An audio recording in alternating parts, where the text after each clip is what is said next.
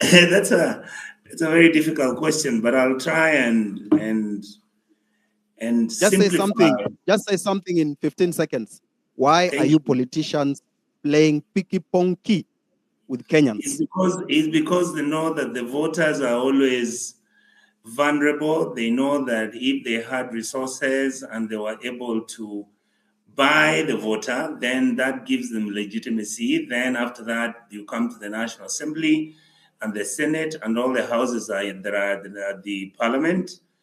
And essentially, the system, as I've been saying, ends up being catch-22, where people have to steal money from the public to use it to make sure they bribe the public, for the public then to vote for them to own the legitimacy.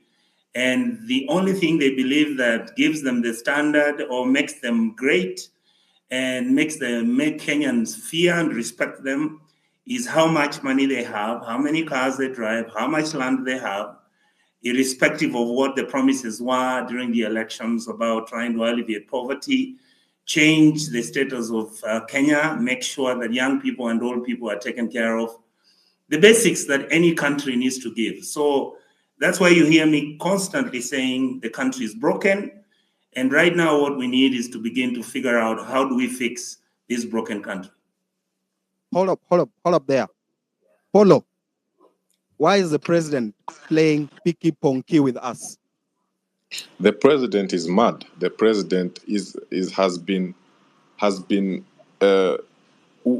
laughing and maliza. It has poisoned him to become a very, very greedy, ruthless bastard. And now that Mr. Peter Salasya is here, I need him to answer a very important question I've been wanting to ask someone above there.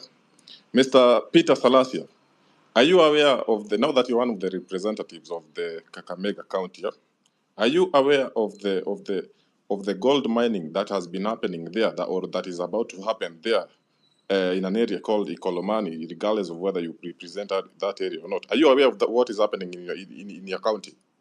Please answer that, Tafadhali. All right. I think he doesn't have. I've not seen him with a mic. Let him come in as Edgar brings him and the others. I've also seen Senator Okiya here. So let's give them the mic as they come to answer those questions and be tough with the questions, Polo, about minerals. We are losing minerals in this country as politicians supervise and receive kickbacks from these people. That's what I want to emphasize. That's all right.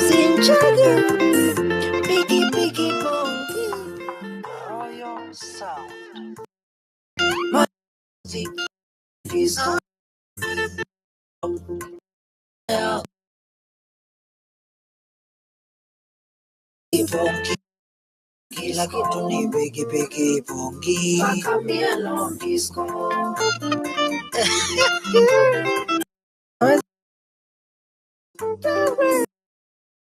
We need leaders.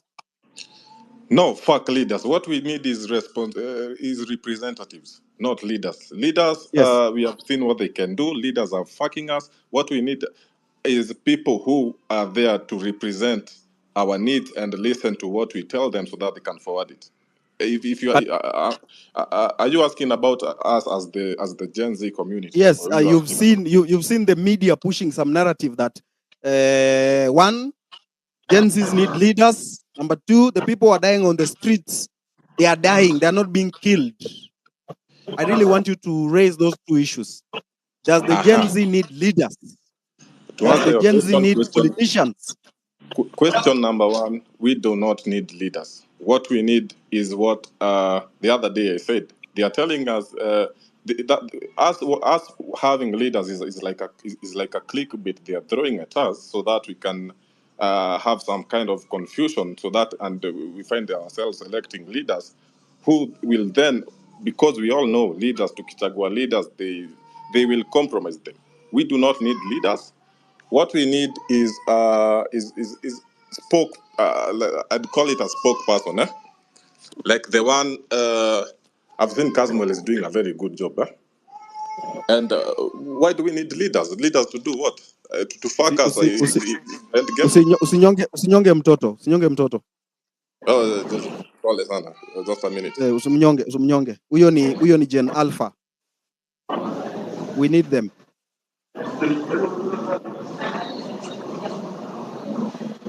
Are you there, Polo? Hello? Kimani? Yes, I'm back. Eh? Yes. As I was saying, we should not. The only reason we have come this far is because we do not have leaders.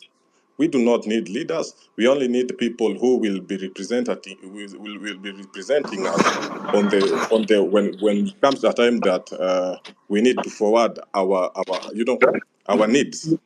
Leaders can go to hell. Politicians can also go to hell. And as we are proceeding with this space, I'm about to ask very intriguing questions to some of the leaders I'm seeing here, and I hope none. They are politicians. They are politicians. They are Yes, politicians.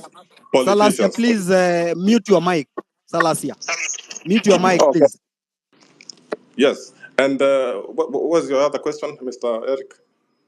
Yeah, I was asking you about the issue of leaders Uh-huh. and the media. Why do you think the media is pushing all these ridiculous narrative? I saw the first one is putting the movement on a bait that they pick leaders, and then the other one is the kind of language they are using, anti-government protesters. People, Kenyans have died. They are not saying Kenyans have been killed. Yeah, You I've seen understand? that. I've seen that. Yeah. So do you think it is necessary that the entire people whom we think could be the spokespeople of the movement should avoid the media and begin using other platforms to push their agenda forward? The media has been compromised, and the other day I received some info that there was a meeting in State House by all these media big people in the heads of these media houses. They are trying to dilute this movement as they want to water it down as hard as they can, and the media cannot be trusted. In fact, I was talking to one of my IT guys, and he tells me, "Unajua niaje Kimani, what if we had like an app or a website where we support it, we build it as the people of Kenya, and then all of the things that are transpiring that we want to be aired out and filtered can be being zinakuwa forwarded up and the Kenyans can see what is really happening." So the media cannot be trusted. The media is compromised. You saw what this madam called, was it Olivia Barrow? No, Olivia something. You see what she did, she was doing to Kasmuel yesterday. Lucky enough, our guy, he went to Alliance. So the media, fuck the media. They cannot be trusted. Not at all, at all, at all, at all.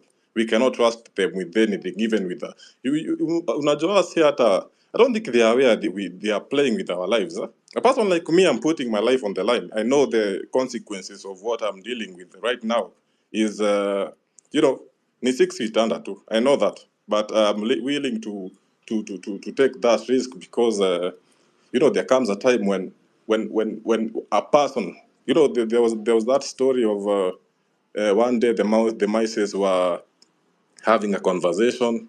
They say the cat has hii paka imekuja sana, so we need a person who is going to put the bell on the cat's neck so that when the cat is coming, we can hear him coming. We can hear it coming. So there was that conversation of who is going to do that, who is going to do that. So I'm that person going to put the bell on the cat's neck. Hopefully, hopefully we will still prevail. So for the Okay, media, fuck the media. good. Hold it there. Hizo swali zako za Especially minerals. NTV. Oh, okay. Hizo Yes. swali zako za minerals zishikilie hapo. I will. Nimeona hapo Lewis, nasikia nyinyi wa Laikipia mmecall off protests. Mnasema nyinyi hamtaki protest tena, Wakenya wanakufa kwa protest na biashara zimeharibika.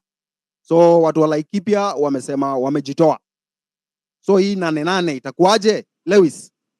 Yes, how are you? I've also seen the videos. They found me by surprise. Hakuna mtu Laikipia amesema tunaacha maandamano. The people who met today, personally I don't know any of the people on that video. but I've seen there are guys who know them. Some of them, obviously, I would call them sellouts, although I don't know them in a personal capacity. But I don't know who's calling off Mandamandos in Laikipia, because we haven't had that discussion as a team. Nobody has, it hasn't reached my desk at the very least. So nane tuko sawa. We're still on. So wewe ulikuwa umeshikwa sometime na DCI wa Laikipia, sio? Ilikuwa na nyuki? Yes. Shida ilikuwa nini? Of course, hii mambo tu ya nini. In our town in Nanyuki, when we had the first Mandamanos, they were very peaceful. So the second time we had Mandamanos in Nanyuki, because the first time I remember it was when the OCS did not give us permission, quote unquote, but of course we still proceeded with the Mandamanos. The second time, we had goons. There was a point at the Mandamanos when I was asking people to be peaceful, and guys almost roughed me up, and I looked at the crowd, because Nanyuki is a very small town. We know everyone. And I was looking at the crowd, and there was nobody I could see. I couldn't see anybody that I knew in that crowd. And these guys were ready to rough me up. And I went back to a WhatsApp group and I begged people to remain peaceful. And then that was it. But then, so what happened was an area member of Parliament, not our MP, actually, and this is one of the most interesting things that happened on that day. When people were looting, you would expect that guys would be looting, the CDF office, the MP's home. And I'm not saying they should, but logically speaking, if there was somebody you were angry at on that day, people skipped the MP's personal home, they skipped the CDF office, they went to the county assembly, which has absolutely nothing to do with the finance bill, and then they went and burnt down a supermarket owned by the member of parliament for Kieni. So I think that is exactly now why they were looking for me. But because they were not looking for me to arrest me, because I called the OCS and asked him, hey, I'm hearing that the guys who were looking for me, is it true? And the OCS went to the DCI, he asked them, came back, and they said, we have no idea. So even when they were looking for me, I'm not sure if they had any good, and I remember we had a chat at that time, Eric, and you're asking what was going on. So they were looking for me. I asked you. Yes, and a few guys, but of course, they were unable to find us. Then I submitted myself to the DCI offices in Nanyuki, and they detained me.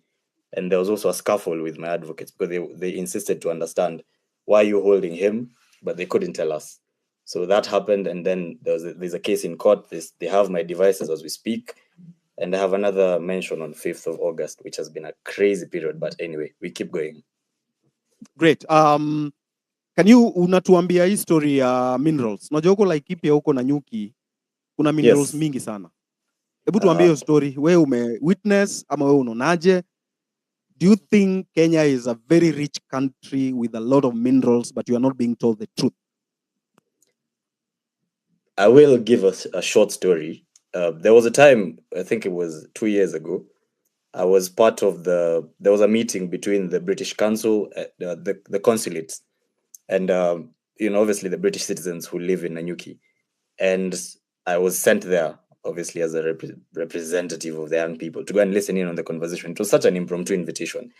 So I showed up. I had no idea what this conversation was about. And one of the things that truly, truly irked me was that when I went to this meeting, I could hear, before I even get to the point of minerals, just to understand the idea or the thought process with which our land is held in Nanyuki. And obviously, I'm not asking anybody to go into Union's ranch. I remember one of the points that was raised as a key pain point by the British citizens was that they were bemoaning the encroachment of private ranches by the pastoralist communities, which was one hell of a statement, to be fair, because what do you mean the pastoralist communities are encroaching on private ranches? This is their land. So when you come to talk about the issue of conservancies, I will be very honest, I don't know about that. I'm actually also reading through the information that I'm receiving online, and I'm truly, truly surprised as well. The other day I was seeing stories to do with Magadi, and I'm seeing stories to do with National Rangelands Trust. Last week we had a conversation at some place called Your Local, fantastic organization. We were having a conversation about quote unquote climate change and all those things, and the conversation on the carbon credits came up quite a number of times. but nobody was really able to understand, because I remember one of the things that they were talking about is that we need to restore our world. And these buzzwords that they use, and I asked a question, restore the earth to its natural state. And I was asking, because the earth is about 4 billion years old. It's had ice ages, it's had all these states that have all been natural and are never man-made. Humanity has existed for about 4 minutes in the timeline of the existence of the world. So at what point within the last 4 billion years do we consider the earth is natural, is its natural state? And why then do we think that humanity as an existence is not nature's way of even expressing its own evil side? So the idea that humanity is separate from the world in itself and that we're external observers of the world that we live in is one really, really interesting concept that I struggle to understand, even as we discuss issues to do with conservation, we discuss issues to do with minerals. So on minerals, I must admit, I don't know enough to respond to that question, but on the mindset that underscores or the underlying mindset around land ownership and conservancies and all those things, it's quite it's a madness in Laikipia, I would say. All right, thank you very much, Lewis, for that. We're hoping to see Nanyuki on Nane Nane. Sinio, sini ukweli? You will, sure, absolutely. All right. Okiya, Senator, karibu sana. You have the mic.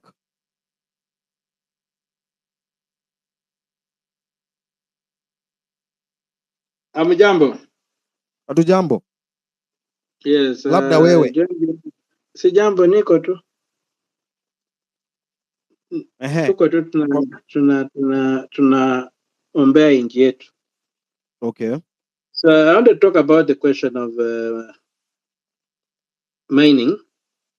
Mm-hmm. I've personally visited the mines in Kakamega. We're also having these mines in Busia. And the other day you saw a large consignment of cyanide was spilled on the road somewhere where there's an accident and they learned that the contents that were being transported was large consignment of cyanide, which are basically used in mining. That quantity of cyanide should tell you the amount of mining that's going on.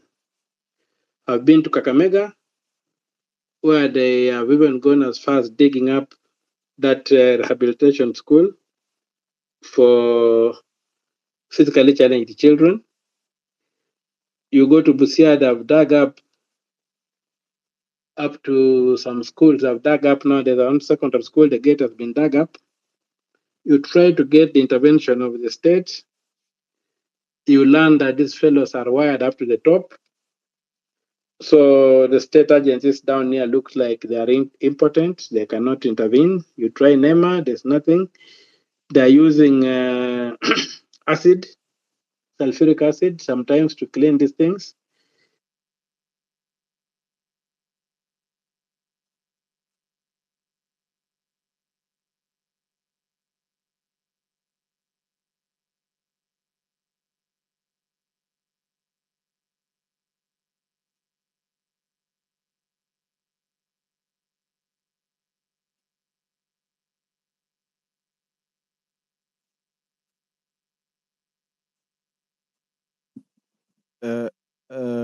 Edgar, did we lose him?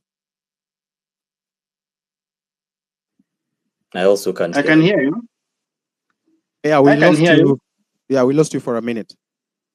Can you hear me now? Yes. I don't know, you lost me. Anyway, hope nobody's interfering. But anyway, the issue with mining is I'm preparing a petition to the Senate. I don't know how far it will go, but the issue with mining needs immediate administrative action. First of all, large quantities of these minerals are being taken out. You find out, like in Busia, they don't have the capacity to smelt the main soil containing the main minerals, so they sell the soil in lorries. The lorry is about 35,000, which are taken out to Tanzania, and I'm told that's where the real gold is. So when you look at the whole thing, is that our minerals are being stolen with no formula. The same thing is happening in Pokot areas, in Northeastern, in Nyanza. So quick action is required. But this particular administration looks like it's not keen to intervene and put some regulatory measures in place because it's like it's benefiting them. When you find now even the social structures around the places in Busia, the area has become like a rural slum with so many people from outside the country running the shows. So everything is upside down, and it is sad for this country. When I went to the Kakamega one, they could not allow people in, but I was able to go in because I had to thump my chest a bit and tell them I'm a senator of the republic. You can't lock me out. So when I showed my identity, the fellows allowed me in. There's a big Rosterman mine, which the Mzungus used to mine and which the Chinese have now taken over. And you can just see that they're taking a lot of gold out. In the 50s, it's on record that Kakamega County loaned money to the British Crown, the county government of Kakamega, and it was from the gold. Taxes they were getting from the gold.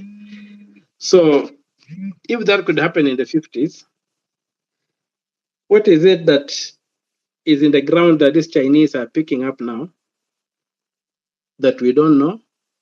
When you look at the county government, they will know. Ask the administrator there, they tell you that they can't do anything because the orders seem to come from outside. You go to the national government structures, everybody's like, we can't do anything about it because these people are coming with the orders from Nairobi. So there's need for the people of this country to really rise up and say, enough is enough. And if we can't utilize what is in the ground profitably, let it stay there until you can do that. Because the challenge of leadership is just one. The challenge of leadership is to convert resources into wealth.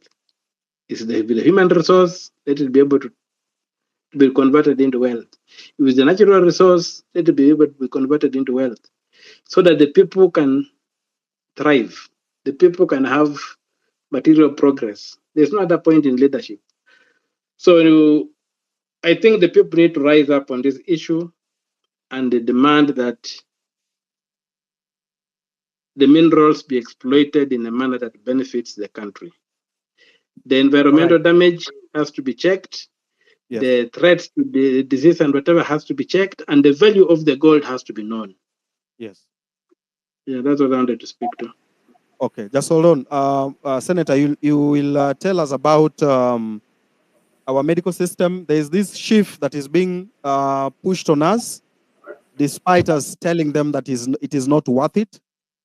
There is that issue you've raised of the cabinet. You said you want to come up with a shadow cabinet. You will tell us what went into your head for you to consider coming up with a shadow cabinet. And then you will, of course, talk to us about that issue of foreign mercenaries coming to hijack our healthcare system for their own benefit. I hope I'm clear. And Amerix, yes, Amerix, I wanted to. This is Senator Onyonka. I wanted to say something. I don't know that it's possible. Yeah, go on. I first of all want to really thank Senator Omtatah. He was the lone voice of reason and intellect that many of us kind of dismissed, and as he kept on raising these issues. If you look at the story about our minerals, if you look at Kenya as a country, you will be shocked. What happened to me about 3 weeks ago is that a person, and by the way, many people keep asking, where do you get this information, even the story about the airport and all that? There are some wonderful people, just like Mr. Amenya, the guy who first raised the red flag. The truth is, somebody sent me a message and it was an executive order. And it was an executive summary. That executive summary is presumably presumably, and I say this with a lot of courtesy because when I got that report, I was shocked that we have rare minerals at the coastal area. These rare minerals that the Americans are interested in them, and the amount of money they're willing to pay as I speak to you today from that executive summary is about 100 billion US dollars. That money should be able to pay all our debts. That money should be able to organize our country if we wanted to. The problem you have is that there are vested interests. There are people who have run our mineral sector like it was the njugus which they eat every morning. And I want to thank Omtatah, and there are a few people who've been giving us the information and intel. And I want to mention to this team here, I have listened to what you've been doing for the last most probably 2 months. I really, really congratulate all of you. I want to tell you this, it's not easy when some of us get on TV and we say what we say.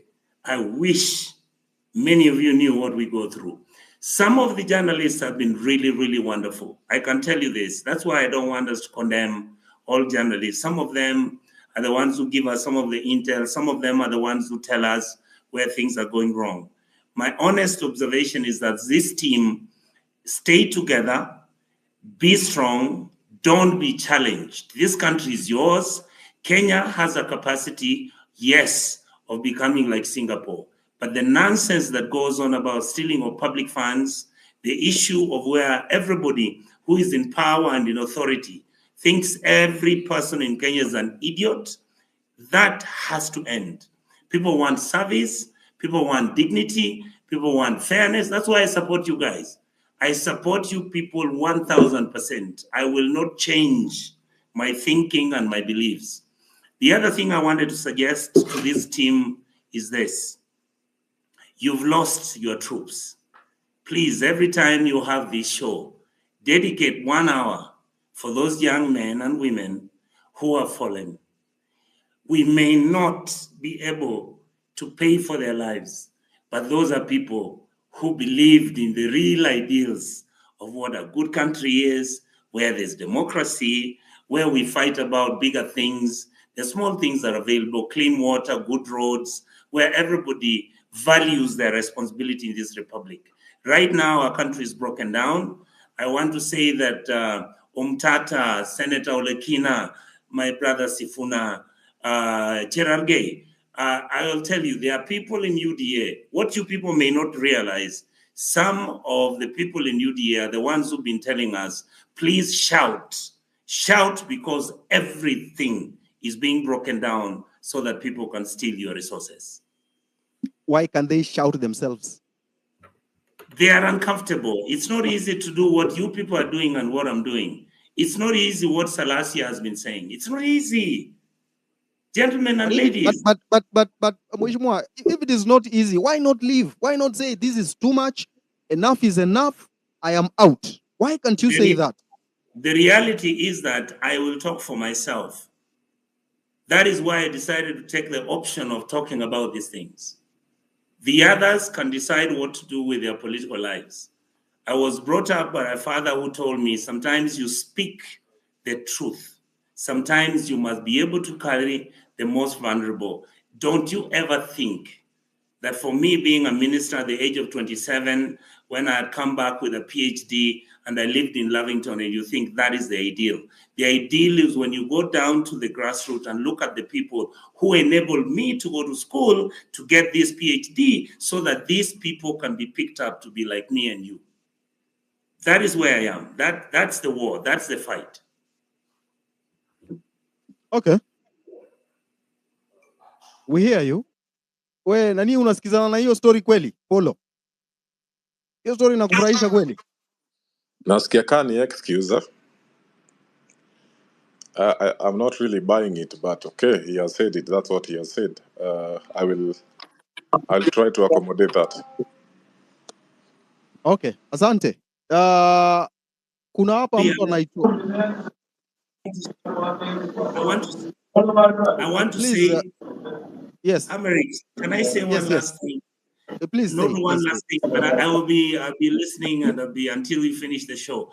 I want to say that the reality of any movement, the reality of any liberation struggle. I hope many of your members will read a book by a guy called Walter Rodney. There was a book done by Shamara Machel before he died. In the movement, you are going to be disappointed and you're going to feel betrayed. The reality is those who remain strong and keep believing in what they are fighting for are the ones who history will recognize. Many of us will not be recognized by history. We may be rich, we may have everything, we may have good homes, but if we are able to let our children starve, have our women who are giving birth die as if there's nothing that matters, get our children to go to school, parents selling their land and raising money through Harambe, which then becomes a corrupt mechanism, and these children, once they're finishing from school, you then get out here and find there's nothing. States are not run like that. A state must be able to carry its people, all sectors. Make sure that we are able to think through what are we going to do to take care of the Gen Z. Don't tell me that you want young men to go to Germany and Britain, and that is the only excuse you've got, and those are the jobs you're creating. I lived in America. Lakini we mheshimiwa, just hold on mheshimiwa. Yes. Unajua we unaongea poa, unaongea vizuri, nini, lakini nyinyi mkiingia huko kwa parliament, amuongei hizi vitu. Kwa mfano, right now counties are very corrupt. Yes. Kuna county nyingine huko Western inaitwa Bungoma. Ilinunua flowers za 149 million. Mimi sijasikia senator yote akiongelea. Huko Nakuru nasikia kuna wizi. In fact, if you are from Nakuru, I'm told in the next 5 years mtashindwa pahali pa kuishi. Mbona nyinyi senators amuongelee hii story? Mnakuja kuongelea kwa space, unaongea vizuri, lakini mkiingia kwa bunge amuongei. You are not talking when you are in the chambers. Can I respond? Yeah, go on. Please go and listen to my clip when I was talking about what happened in Bungoma. It's on classical radio. I talked about it. I'm the one who raised the issue. I'm the one who raised the issue of the airport. I am the one who has been raising alone, singularly, and my brother Sifuna, Omtatah, and the other teams who realized we're going the wrong way. Go and look at the clips I have spoken in the last 5 years. I started talking about corruption. I have talked about CDF, how it has done some good work, but most of the time it is abused and misused. I'm the one who has talked about why are we giving 70 billion to the government operationics, where they share the money and pretend like they are giving this money to poor people. You go. I have been talking about these issues, and I don't give myself credit. It is simply because I am simply telling it the way it is. And I've said, I know the risks, I know the challenges. By the way, I don't have to run for any political office after this. I am where I never thought I would be. And that is, I'll continue saying the truth. I'll have people who are going to be insulting, those who will doubt whether I believe in it. I'll tell you this, nobody believed in Martin Luther King talking about the emancipation of the Black community in America until he made his speech in Washington, D.C. So in your capacity, what are you doing to advance the demands of the Gen Z protest? Wewe in your capacity unafanya nini? Thank you. My job is as a senator. I cannot carry a gun and go and kill anybody who has stolen public money.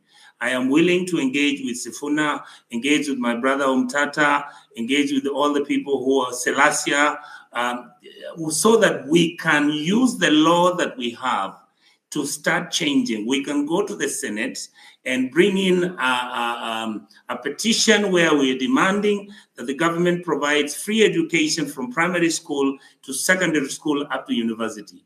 Don't ask me why I didn't do it before. Most probably I didn't think about it. I am now thinking about it. We are going to get the ESCC. We are going to challenge the president if he's willing to listen, or anybody who works with him. We must clean out the way we are fighting corruption without being vindictive, without attacking our political enemies. If somebody has broken the law, let him face the law and go through the process. We are going to demand that county governments are given their money and they're given their resources, but they must stop the stealing that is going on, because they're disenfranchising our poor people. Kids are running away from the county governments, and yet the amounts of money that we're giving the county governments are mind-boggling, and the corruption engaged is crazy. So some of us are trying our best. I really hope that you guys will be encouraging us and not criticizing how we've messed it before. The truth is, some of us never saw it before. The issue of ID cards. Right now, ID cards, I'm told they're supposed to expire. Of course, that could be beyond your jurisdiction as a senator. Then there's a petition you raised. You asked some questions from the Senate. You had written a petition about the JKI HIST. Wamekuambia nini na inatusaidia aje? Because unajua hii kitu ya airport ni kitu serious. Hatutaki tuamke kesho tuambiwe airport imeshachukuliwa. Thank you. I wanted to say that, first of all, I thank whoever that gave me that information. And it was a young man, Amenya, I think you know him, he lives in France. I mention his name because it's already in public. He sent me the message. It was one of the most difficult things I had to do, because I looked, I checked, I saw who handles this, and some of those people are my friends. I decided to raise it because I knew that the implication of us allowing all our airports to be controlled by foreigners, first of all, it will be against the law. Number two, the committee where I sat, where I had a friend who then told me what they had discussed is that we will not, under IPPGs, allow our airports or even the port of Mombasa to be given out. So when I saw this information and I looked at the evidence provided, I said, I can take the risk and I can fall with it if it is not true. Fortunately, everything I said is true. Fortunately, I'm waiting for the Committee of Kenya Airports Authority to come to the Senate within the next 1 week. I want them to come and give us the agreements they have signed with whoever that they have signed with. And I can tell you, even if you ask Honorable Omtatah, we will fight like hell to make sure that the airports are not sold, the port of Mombasa is not sold. And the issue you're talking about, minerals, let me say something here so that Kenyans are aware.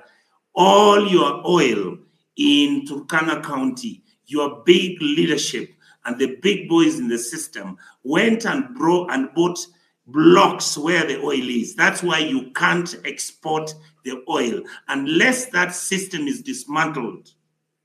There's nothing we can do. So this is the time for us to start dismantling such nonsense where 10, 15 individuals go and allocate themselves 500,000 acres of land where the oil is, and they're trying to make money out of it. I thank the people of Turkana, especially even when some of the politicians are not very good. Some of the Turkana leadership is the one which said, you cannot mine our oil, and yet you don't give us what the Constitution talks about. These are the issues that are outstanding in our country, and I want you guys to be the last line of defense. Don't give up, because this country has everything to be shared equitably, fairly, and everybody will be happy. And we leave that for our children, your children, and other grandchildren. Wakenya, wananchi, this is your space. Ask for that mic. We really need to put these politicians on the edge. This is our space. Ebu itisheni mic, muulize maswali. We want answers to whatever is happening to this country because it's very serious. Lewis, do you think we should recall these politicians? Yes, Polo. I want to ask Salasia nataka tu kumuuliza swali moja. Salasia, unajua vitu inafanyika Kakamega ama ujui ama mnajifanya tu amzioni because you are going to say it's the big boys who are playing this game so you can't do anything. Are you aware or you are not aware? Please answer that as we continue. Pastor, I want to thank the convener of the platform today. Number one, I've heard what Senator Omtatah has just said, And one thing I've just noted is that the issue to do with the mineral is a matter that needs to be addressed with a lot of seriousness. And the reason being is that we do not have serious legal framework that guides anything to do touching on the natural resources of this country. I remember last time when I went to Nigeria, and Nigerian people were crying that the liter, 1 liter of fuel, it was going at 25. But when the Tinubu or whoever came in, the president, he went to 50 shillings per liter. And there was outcry in the entire when I was in Nigeria last year. And that one tells you that because they have the natural resources and it is benefiting the entire country. And looking at this and taking it as an example, you see that we have a lot of natural resources. As a good example is we have the gold mine that we are having here in Kakamega County. You realize that from since independence, there has been no clear, and that's why you find that most of the people have been dying there because there's no technology inside there. Look like today, if you are producing, you're lucky you've gotten the gold. You have to go, your soil or whatever has to be taken to Siaya to be so that it can be I don't know the word to call, to be refined or so that it can be able to know if there is gold or no. So you find like you take your gold, it goes to the other side. You don't know whether it is a soil or it was pure, whatever. There's no marketing structure. So there's no regulation on prices and all that. Mr. Peter, And I think that yes, story mob yes. sana. I just asked you, are you aware that the people of Ikolomani are being asked to move from their ancestral lands because the Chinese who have gotten those tenders of mining this gold want to mine this gold, regardless of whether the people will accept or not? Are you aware of that? Yes, I'm aware, but that's why I'm saying it's a very also good example. Like we must have the legal frameworks that should be guiding, because those who are the genuine people who have been staying there for some time. But also, there's an issue that Senator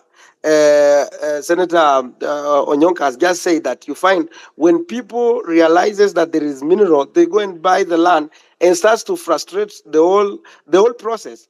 The same thing is also happening with the clinker in Kajiado, that you find like the entire block of clinker that is the main component of producing cement is only benefiting. It has been monopolized to benefit only DEFCI. And that is why you realize that despite the fact that you have the natural resources of clinker, which could have dropped the price of cement from 900 even to, because before even the clinker it was about 700, but now after they starting the production, the clinker, it has come down, it has even gone upper to 900. But these natural resources should be able to benefit the entire nation by bringing down the prices of cement. Peter, umeulizwa tu swali simple. Umeulizwa, Yes. are you Yes. aware watu wa Kakamega County wanafukuzwa kwa mashamba yao because of minerals? And then wewe unafanya nini ku ensure that hizi hao watu wafukuzwi na hii mineral inafaidi hao watu ambao ni watu wako? Yeah, that is what also, sorry, can I interject further so that you can answer the questions together? You've also mentioned, Salasia, that we don't have a legal framework. Are you not a lawmaker? Where do you want the legal framework to come from? Yeah, that is why I've said that the way Salasia, we do not want it to look like you are reporting to us. We are okay, in as much as we are your bosses, we want you to articulate issues and answer the questions as they have been tabled. Yes. First, I say that as a lawmaker, we have failed to raise these issues. And I think this is a wake-up moment, a wake-up minute, whereby every time now I've noted, even from now, the moment I go back to the parliament, I'm also going to seek the legal counsel so that they can help draft the laws to help whether the locals and even those who are involved, so that as much as the locals, they want maybe to be encouraged to move out, how are they going to be benefited? And I've just talked with the county government of Kakamega to tell me what is happening at the moment in regarding the Ikolomani people. And what they have told me, they have not told me about the evacuation of the people. They have only told me about the contractor who was launched in months of the April, that he has started the groundbreaking. But also they are doing the capacity building in terms of encouraging people to Mr. Peter, accept the modern Mr. technology. Peter, Yes, let me just give you a yes, clue of what is happening. Unajua nyinyi mnaona kani mchezo na yes. sisi tumepanga, in fact next time round tunataka nyinyi MP wote mrudi nyumbani, hakuna kitu mnafanya. Now, let Yes. me just give you a clue of what is happening. The people of Ikolomani, this contractor has come here, he has said he has a budget of about 500 million of evacuating almost half of this constituency of Ikolomani. 500 million to evacuate half of the constituency. But the gold mines, in the estimated worth of this gold in Kolomani is about 300 billion. Halwale alianda quote in one of the he was giving, and he said it's worth 170 billion. It's not worth 170 billion. It's worth more than 300 billion. So I want you to understand that this contractor game wanacheza ni chafu sana. He wants to remain with about 300 billion ukitoa 500 million. That's like 299.5 billion. Hiyo ndo wanakula. And you know some of this, all of this tax is all of this money revenue they are making is untaxed. And you as a lawmaker, you are responsible for all this shit that is happening. Regardless of whether Rachel Ruto, the wife to the president of Kenya, also went there and said she's adopting 200 acres. Who the fuck adopts a forest in the name of forest reclamation? Regardless of whether she went there and adopted it, but we also know it's because of the gold that is there in that place called the Rosterman. You are you as a lawmaker and your other MPs are the ones who are supposed to be. Nyinyi ndio mnafaa kuna mnatupigania huko, but hakuna. I don't hear you talking about these issues. Why? What is happening? What is wrong with you? Kwanza Peter, kabla uongee. Yes, yes. Ile tourist attraction yenye nakuanga pale Mukumu, the one that is called Honga Murui, the crying stone. Are you aware that that thing has been already taken away by some developer? Jamaa alikuja amedanganya Kakamega County that place he's going to invest. Ame take over that place. Na tuna suspect that place is rich in something. Is rich in some mineral. Tuje mbona nyinyi mtusaidii bana. Nyinyi tunawapigia kura mwende mtusaidie, mnafika huko mnatusahau. That place is going. Hiyo place inachukuliwa. Na nyinyi mnaangalia tu. Hebu jibu hiyo swali Polo amekuuliza. I think one thing that we have failed is that there's some of the civil societies, and you think you remember that most of the civil societies have died in this country. And there are some of the things that they are the watchdog to raise some of the issues, because if I couldn't have come on this X, I could not have noted what is happening like in this Kakamega County.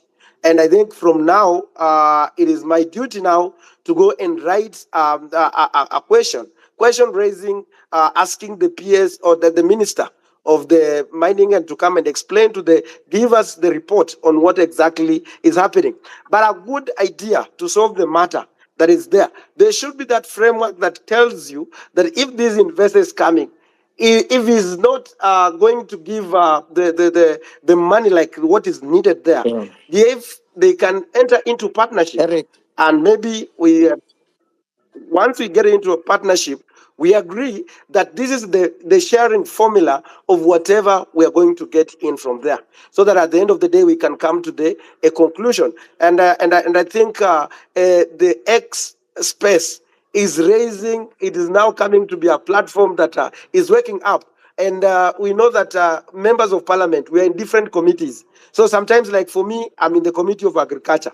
So I'm more conversed with the issues to do with the agriculture. Now you find like maybe if I'm not in the mining committee, I might not be able to know what exactly is happening and all. But still, we have a leeway whereby I can also go and write and seek a statement from the house and call upon the CS to come and explain to us on what is exactly happening.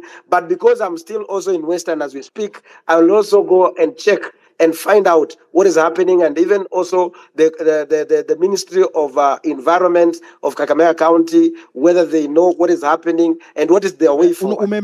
You've mentioned something about Honorable sitting Peter. in the agriculture committee. This livestock bill 2024, the one that has been tabled by Kimani Ichung'wah. Eric, Yes. Perhaps before you switch off to the livestock bill, allow me to weigh in on the mining issues. This is Degwa. Yeah, go on. And bring Mheshimiwa up to speed and tell him that what is lacking is not the framework. I don't know whether he's aware that in 2016 we enacted the Mining Act, which gave the frameworks on how mining and minerals will be exploited. And the beginning of that act, or the basis of that act, is that all minerals are held by the national government in trust for the people of the Republic of Kenya. There is no minister, there is no government that owns those minerals. They hold them in trust for the government of the Republic of Kenya. If you were to go in Laikipia, and I had a gentleman submitting those in that regard, all minerals, whether they are on private land that is freehold or they are on leasehold, the constitution speaks or states that they belong to the people of Kenya, and the government is the one that holds them in trust. If you look at the Mining Act, it has created the avenues where local communities can benefit. And it provides that 20% of equity deliverables from those minerals are to be left in for the benefit of those particular local communities. I was involved in the Mui Coal Basin, where the government of Kenya was doing a concession with some investors in South Africa. And why the whole process failed is because of the question of sustainable development, which the Westerners keeps on bringing and lifting up. And that is the question of globalization and how globalization is affecting our development, sustainable development, and the ability to determine our own course. Why Mui Coal Basin was not able to be exploited? Why Amu Power currently in Lamu is not able to generate power is because they were to use coal. When you go to the international arena and you connect this with the question of environmental degrading and the question of global warming, they say that coal contributes to global warming and the degeneration and the wastage of environment. But you ask yourself, had it not been for that coal, the steam engine would never have ran. They would never have discovered the steam engine. So when the Westerners, when Mzungu want to develop, he uses coal. But when we Africans want to develop, we are told that coal is a dirty energy. Fast forward about the question of the benefit sharing agreement. Part of the reason why exploitation of Mui coal basin failed was because government was not able to agree with the investors on the benefit sharing agreement, which largely was involved in its negotiations. So when Mwashimiwa says he does not understand, when people are being exploited on day-to-day basis, when the law is providing on the basis of how to go about this issue, it tells me that we are being represented by inept people. It tells me that we are being represented in parliament by people who are incompetent. It doesn't matter whether Mweshimiwa comes from that region, whether he's a member elected from that constituency, he has an overall role of oversight. I want him to go and read a report by KPMG analysis. It was done again in 2016, and see how the KPMG have analyzed the Mining Act and the faults and the amendments that needs to be brought forth from the KPMG report. So that at the end of the day, he speaks from a point of information. If he shares his number, I'll share this KPMG report, and I'll also share it with you, Eric, so that individuals can see the potentiality that is there in our minerals and the concealment that government has done. And that's why we are saying bad governance has brought concealment of very material facts that Kenyans ought to know about. Thank you, Eric. Those are my submissions and observations in respect to the mining. The Okay. KPMG report is quite crucial when you want to understand the question of the mining. Thank you. Okay. Of course, there's that petition you've put in place to impeach the presidency. You will share it with us shortly. I'm back Yes. to you, Polo. Do you think the questions you've been asked have been answered? No, not quite clearly as I had expected them. They were not as clear as I wanted them to be. But nitasamehea Salasia kidogo because I understand he's Peter Salasia. Now, I want to ask Mr. Okiya Omtatah a very crucial question. Mr. Okiya Omtatah, I need you to tell us about what actually happened with the titanium mining and the niobium mining that is still hasn't been touched in Taita Taveta County, Pale Mrima Hills. I need you to tell us about that. And as I'm aware, Jacob Juma had actually done analysis. The media reported the niobium that was there was estimated worth yake ilikuwa around 100 billion. But in his notes, and analysis, he has written 350 billion US dollars. Please expand on that. Please tell us what is going on. If you have any information that you'd like the public to know, that you'd like the 28,000 listeners here, you think they'd hear, they'd want to hear, please talk to us. Peter, you can mute your mic. Peter Salasia.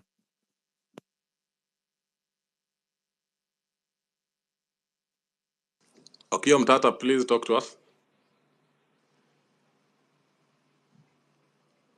Nikaa nimeuliza swali moto, eh? I know I'm playing with hot soup, but it's okay. If you don't have the answer to that, we'll just find out on ourselves. I don't think you have any other Is he choice. there? Is Senator Okiya there? Okay. Yeah, I think the titanium that was discovered at the coast is a very sad story for this country. No serious country can export raw material. Titanium is one of the strongest metals in the world. So having exported the raw material in a raw material form was a very sad thing that this country did. The prudent thing would have been to leave it in the ground if those people who are there were not able to use it, so that the generation that could add value to it locally would have come up and utilized it. So I think it was a very, very sad thing, and it's not acceptable what happened to it, because just people made deals and exported the raw material, and titanium it has a lot of byproducts, and so we lost. We lost 100%. What do you mean lost? Please expand on that. What do you mean lost? Because the opportunities that were available, we could have developed a proper industry there and a proper, titanium is a very strong metal. So when it was discovered in Kenya, that would have been a chance for us to begin a serious industry, building a serious industrial base around it. They gave excuses that you don't have enough power to smelt, you don't have enough power to do whatever.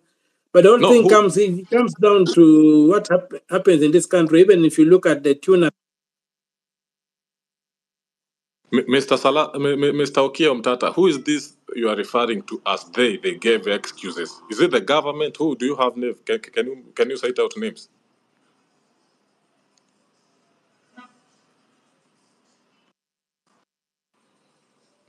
Mr. Okiya Omtatah ni kama anatumia Airtel leo. What is going on? Eric? The people who have... we have got people in government, people in charge of government at that time. These are the people I'm referring to, who are in charge of the country, who are making decisions on behalf of the country. These are the people who should have made sound decisions to ensure that we benefited from that discovery. But it's not just that. There are a lot of things in this country that have gone for a song that they should not have happened. Even right now, as we speak, when you look at our free economic zone in the Indian Ocean, the tuna, if you look at the map of tuna in the Indian Ocean is virtually barren except for the East African coast. And especially the Kenyan coast, because of the big rivers that flow into the Indian Ocean through the Tana and what have you. The tuna, the epicenter of the tuna is in the Kenyan waters. But do we have an industry around that? No. We are just licensing people to come and fish and take all that fish around and say it's worth billions and billions, trillions of shillings. Much more than what we are producing on the land, but we're not benefiting. So there's a lot that is wrong in this country, and we must come up with a resource map of this country and find out what these resources are doing for us. As I said at the beginning, the challenge of leadership is to convert resources into wealth. We cannot continue being poor, yet we are sitting on a very big resource base. When we went to school in my time, we were being taught that there were no resources, there were no minerals in this country. Yet it was a lie. We were being fed a lie so that we could not know what we were sitting on. It's now that we are beginning to see that there's a lot of minerals. You are talking of Jacob Juma and the mining at the coast. What I wanted to tell you is that Kotek, Jacob Juma found the information about Kotek in my office. When he was coming to do some work in my office, he used to come and do work in my office.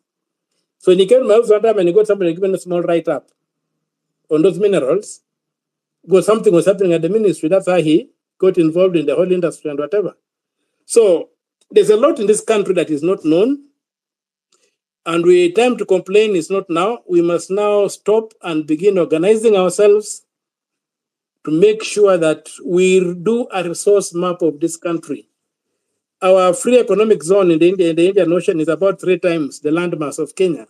We don't know what is in there. And if we know, a few people know and are hiding it. So we need to make a deliberate decision that we get a government that will come up and say, let us map the resources in this country. Let us know what is where, and then see what is the best way to utilize this resource. What we can't utilize effectively, we leave in the ground for that generation that can utilize it to come and utilize it. But right now, we are being led and being fed a lie. When I went to school, I knew that Kenya did not have minerals. It was taught in school. But we are learning that Kenya is overendowed with minerals of all nature. The other day you saw, I think somewhere in Nyeri or wherever, I read a story that Rwandese had been buying. All right. Some metals there, which later turned out to be very expensive metals. Hello? Can I interject? Hello? Polo, are you there? I'm being heard. Polo, are you there? Yeah, I'm here. Are you there, Polo?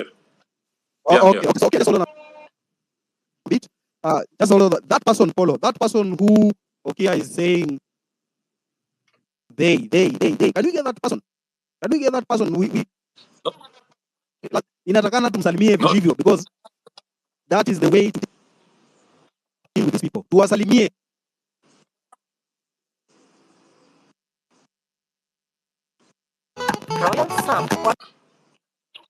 Wengine wanahitaji kusalimiwa.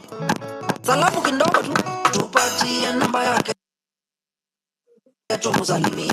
Tunaongea namba. Hello, did you hear me?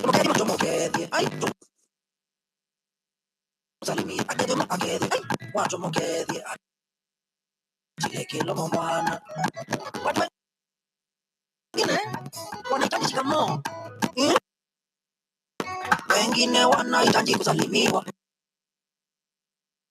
Tabia zingine zinataka salamu. Akiana akikushinda tutumie namba yake. Na wengine sio salamu ya mdomo peke yake. Wengine wanataka makofi, shangwe na vigelegele. Wacha nikwambie Maina, tupatie namba yake tumusalimie. Salamu tu tunaongea namba yake mtuketi. Tumusalimie. Akede. Watu mketi achile kilo mwana. Mtu ametulia. Labda amesalimiwa asubuhi.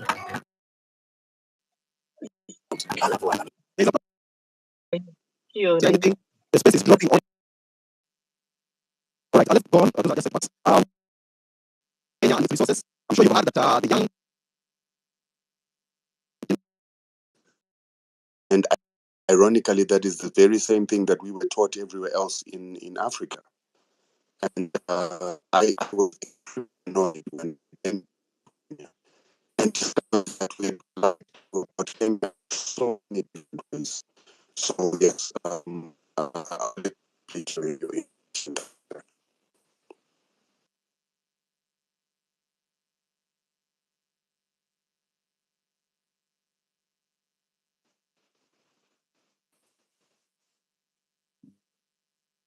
Edgar gone. I've lost my space. I can't say it.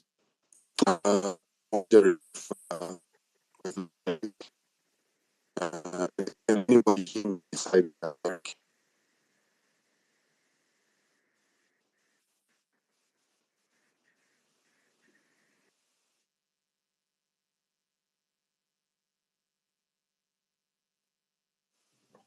Not sure if I'm the only person who's lost the speakers. Kimani, can you hear anyone? Yeah, I'm here, but in network here. Yeah, Eric, this Rutendo guy, he's on was in a bluffer. Maybe you can leave and come back. Oh, Rutendo yeah, sikusikia. Rutendo, we can barely hear you. Yeah.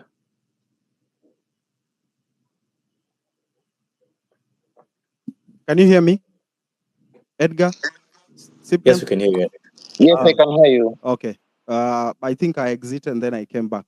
So maybe we can give Rutendo 3 to 5 minutes to tell us his thoughts on seed sovereignty in Africa, what he has been doing, and why, as Kenyans, we need to be concerned about us losing our livestock, our food, and how politicians have sold us to the highest bidder.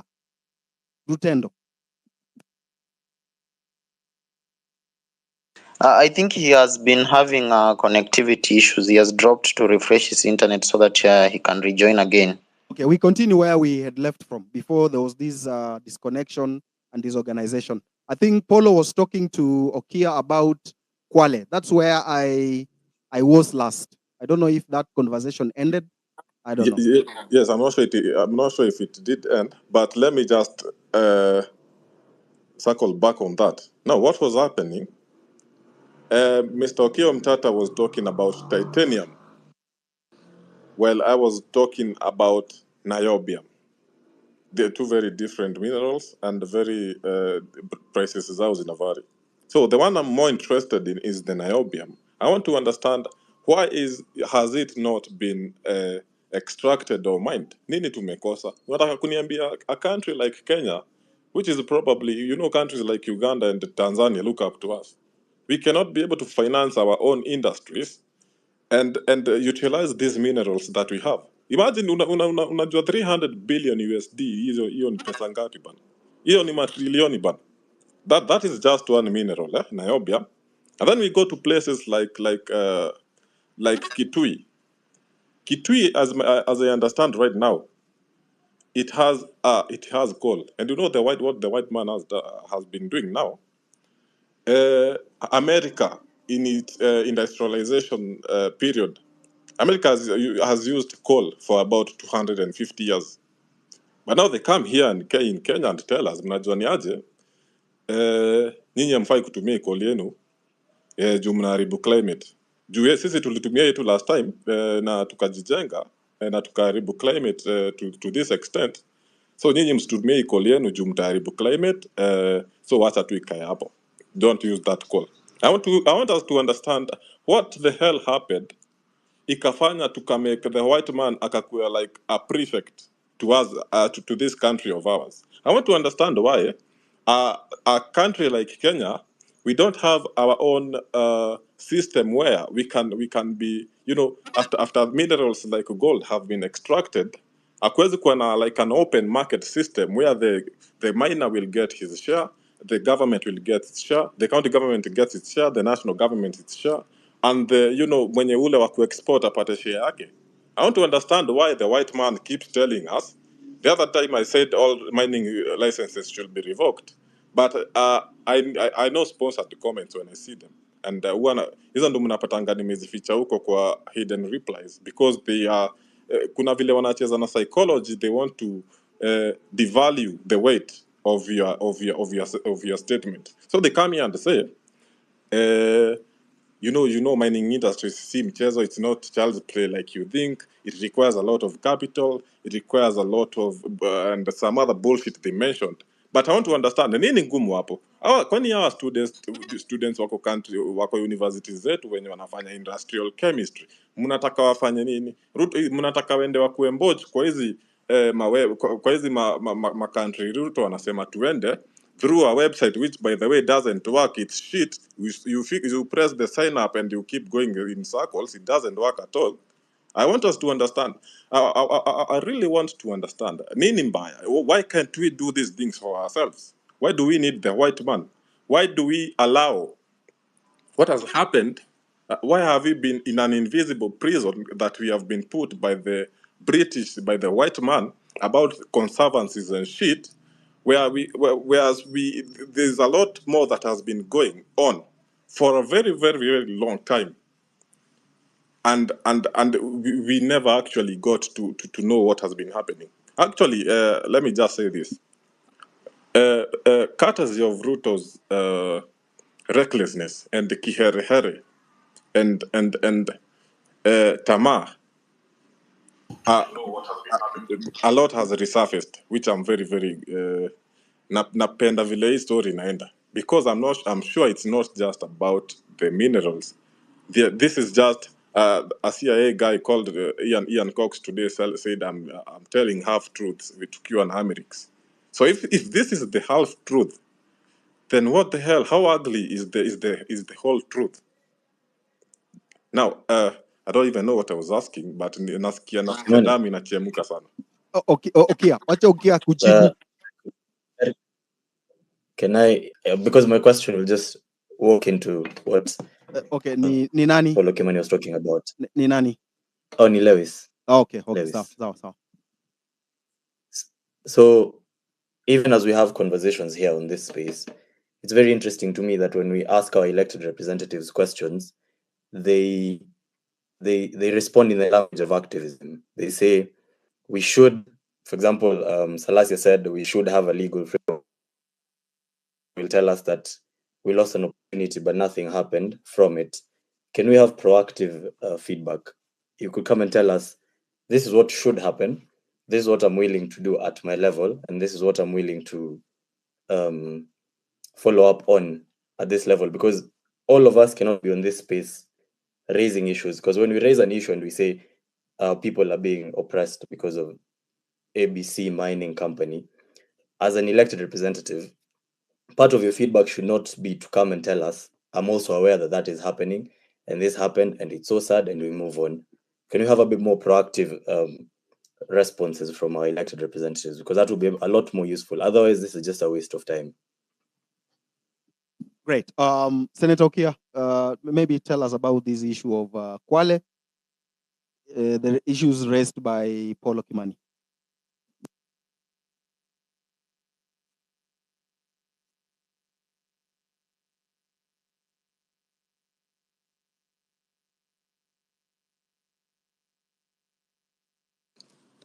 Now huyo ni kama network yake imepotea, but let me mention, wacha ni mention kitu ya kuongeza ya kuchemsha watu damu zaidi. By the information I'm receiving right now from anonymous DMs, which by the way I delete after reading them, so hata mkikuja kunishika mtapata shit. I understand that Migori County alone inapata in its gold mining activity, per day they get about 30 kilograms of gold, pure gold. So kufanya tu hesabu kidogo, 1 gram of gold, pure gold, is about 9,000 shillings, 8,000 shillings. So ukipiga hiyo hesabu, 1 kg is about 8 million. So like 8 million times 23 kgs, that's like 240 million per day. Hii ndio yote inaenda wapi?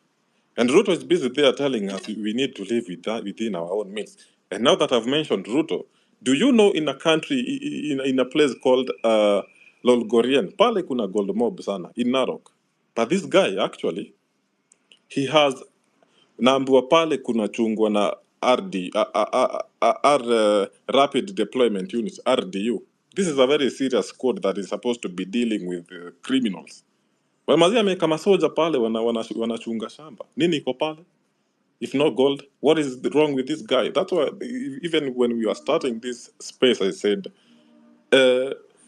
tamaa huyu jamaa konayo mimi hata it's like drinking salty water, ocean water. Unajua, the more you drink, the more you become thirsty.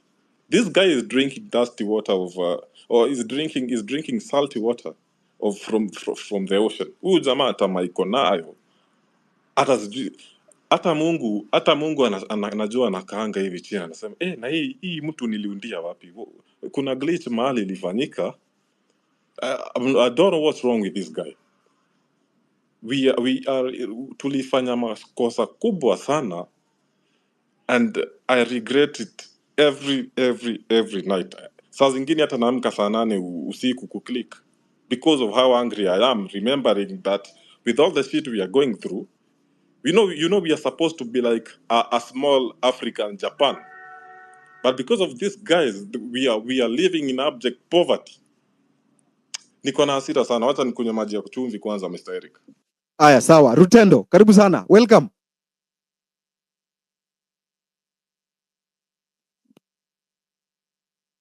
Yes, sir.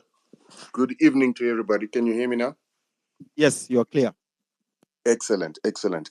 So I was just saying before I came in that it's ironic that you are talking about the fact that some of you guys in school were educated that Kenya did not have any minerals, because that is the very same education system we also received elsewhere in Zimbabwe and other African countries, was that Kenya was not rich in mineral resources. And then when I came on the ground, it was a totally different story. And the number of minerals that are being found, including oil, was very shocking. And so the question that we're always having to ask as Africa is, are we being taught the right information in our schools? However, I really don't want to dwell on that today. I wanted to dwell on the aspect that as Africans, we are talking about minerals consistently throughout the African continent. And we're always talking about how these minerals can develop Africa and take us to the point that we want to get to. But ironically, what is happening on the African continent is, while we talk about all these minerals, we forget the most important resource on the continent. And those are the resources of seeds, together with land and water resources. As most Africans are most interested, even in Zimbabwe, we're mostly interested in the gold. We're mostly interested in the platinum and so-called valuable resources, not realizing that the seed is actually the most valuable resource. And once you run out of that, then you are a doomed people. And so many people find it difficult to relate to what I'm talking about. So I always give the example of a documentary, which I will eventually plaster the link here, that talks about how it is that Europe, the most important vegetable in the world and the most bought vegetable in the world, is tomatoes. And right now in Europe, tomatoes are the most expensive seed sold in Europe, because of the fact that the companies that are in Europe, particularly a company called Lima Grain, that is the owner of Seedco, that is currently distributing a lot of seeds in Africa without a bad name like Monsanto, yet it is actually just as dangerous as Monsanto, is the leader of selling tomatoes in Europe. And the tomatoes in Europe are sold from 60,000 euros a kg, all the way up to 400,000 euros a kg. Lima Grain itself produces the very same seed in India for 200 euros a kg, and then they sell it for 60,000 to 400,000 a kg. Now, for those of you who will understand, 60,000 US dollars euros a kg is almost the same price as a kg of gold. And so the question is, if we are to allow these seed companies to continue destroying our seeds, destroying the ability of those seeds to reproduce, then what is it going to do to Africa when we reach the point that Europe has reached with tomatoes, that we now have to pay? We now have to pay the price of a kg of gold for our mealie meal to create our ugali. Another thing that also bothered me a lot when I was in Kenya. Another thing that affected me a lot when I was in Kenya is the fact that everywhere I went and looked for ugali made from millet, ugali made from teff, or anything else, I couldn't find it. The majority of the ugali that was being eaten, that is from Dandora, from city center, all the way out into the outskirts of Kenya, I was only finding white ugali. And white ugali is one of the regulated grains in Kenya, according to your seed production act, that is limiting local farmers from sharing seeds and limiting local farmers from developing their own seeds. You are limited to only getting those seeds to be grown by companies that have been licensed by the government because it is a strategic crop. Now I'm beginning to understand that even beyond strategic crops, the Kenyan government doesn't want farmers to share seeds. And if they do, they're criminalized because they should buy all seeds from registered companies that produce what are called tried and tested varieties of seeds or high quality seeds, which are generally hybrids. And now you've just had the signing over of GMOs into the country. And so this is an issue that I was wondering if Kenyans understand the crisis that they're in with the control of this resource, which could eventually affect their ability to control other resources, because the person that will be controlling your seed will then be able to use that seed to get control over other mineral resources, because you will not be able to grow your own food and become dependent on the seeds of other countries. And if you go to war with those countries, if you have a difference with those countries, if you have a trade issue with those countries, they could simply deny you their seeds until you give them land, until you give them mineral resources, or until you give them compliance. So let's give an example with what you guys have been doing now. You've been protesting. You're not happy with the president. You're not happy with some of the policies that you were supposed to acquiesce to in order to satisfy the IMF. So if the IMF is unhappy, it would ask all the companies that are giving you the seed that is being used to make that white ugali to stop giving you seeds, and immediately there's starvation. And when there's that starvation, they can then force you, the people of Kenya, to accept certain rules, to accept the payment of the IMF, or you simply don't get seeds and then they'll be fed the starvation. They could do that with wheat. They could do that with any other staple of Kenya because they control the seeds. Not only do they control the seeds, but when you have GMO seeds, what we have discovered here in Zimbabwe is we've been testing the food. One of the companies whose food we've been testing is also present in Kenya. There's Chicken Licken, Chicken Inn, Baker's Inn, Creamy Inn. Those companies are from Zimbabwe, a company called Simbisa Brands. In Zimbabwe, we've discovered that Simbisa Brands is bringing in GMOs into Zimbabwe, yet GMOs are banned for human consumption in Zimbabwe. And even for animal consumption, you can only import maize, and that maize must be imported from South Africa. But when we've been testing their animal feed, we have found other GMOs that are not authorized to come into the country. And so they've been having these GMOs in our mealie meal. They're having these GMOs in our bread, having these GMOs in their pork feed, chicken feed, and even their chicken products that they sell in Chicken Inn. We have found GMOs, MSG, and glyphosate. Glyphosate being a chemical that goes hand in hand with GMOs. When the Kenyans were when certain Kenyans were promoting the proliferation of GMOs into Kenya, the one thing they kept telling Kenyans is, it is a lie that GMOs do not are sterile. So if you grow it this year, it is a genetic use restriction technology that causes them not to grow next year. And so that was the biggest threat that most Kenyans feared. And a lot of scientists from Kenya came on board saying that particular genetic use restriction technology has never been commercialized by the Americans. But when we were testing our food in Zimbabwe, we found the genetic use restriction technology, or what is called the terminator gene, or NOS terminator gene. The scientists lied. And the question I'm asking is, why would Kenyan scientists lie to the Kenyan people about something as important as the fact that the the seeds that they're going to get will not be able to reproduce, or if they do reproduce, they will have a terminated genetic within them that can then be inimical to reproduction of food in future. Why would they not tell people that GMOs generally come in what is called glyphosate ready use, because they work hand in hand with a